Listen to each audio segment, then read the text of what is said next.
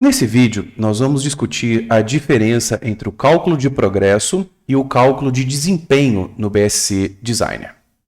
Antes de começar, nós vamos usar o botão de configurações de colunas na aba KPIs para garantir que as colunas progresso e desempenho elas estejam visíveis.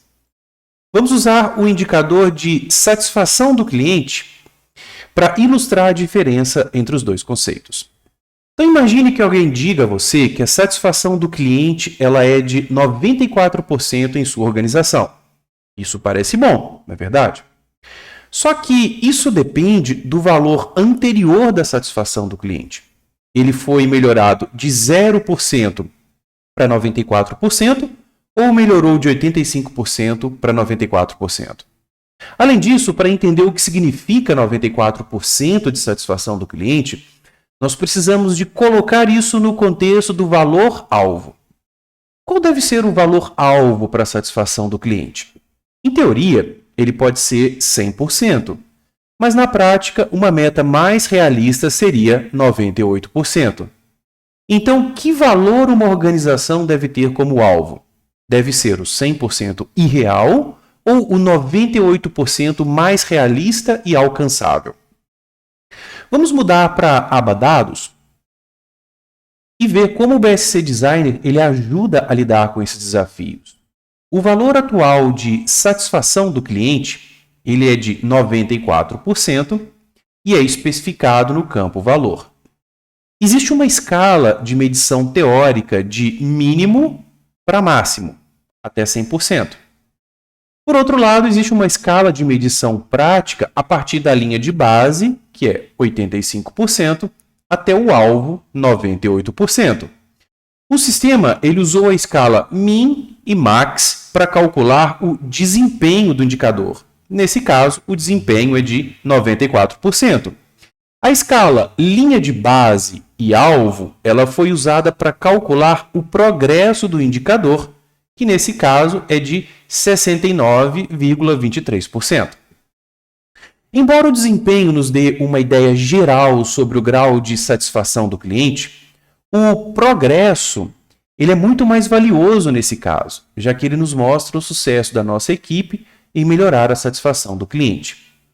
Agora, o que vai acontecer se nós atingirmos o valor-alvo de 98%? Então, vamos inserir 98 no campo valor. O desempenho agora ele é de 98%. Nós não atingimos um valor irreal de 100%. Porém, o progresso ele é de 100%, já que nós atingimos a meta. Agora, qual fórmula é usada para calcular o desempenho e o progresso? Nós vamos mudar, então, para a aba Desempenho. Aqui está a função de otimização. O indicador atual é maximizar o valor linearmente. Agora, que fórmula está por trás dessa função? Nós podemos clicar no botão de Detalhes, próximo a essas opções de otimização. Aqui, então, está a fórmula. É o valor menos o mínimo dividido pela diferença entre o máximo e o mínimo. Ora, nós precisamos ter essa configuração para todos os indicadores? Bom, não é necessário. Para alguns indicadores, basta ter uma escala de medição. Nesse caso, basta selecionar a opção de entrada de dados no modo simples. O sistema ele vai usar apenas uma escala da linha de base até o alvo. Finalmente, por que nós precisamos usar uma escala de medição? Por que não usar simplesmente o valor atual de um indicador? Bom, nós fazemos isso justamente para tornar os indicadores comparáveis.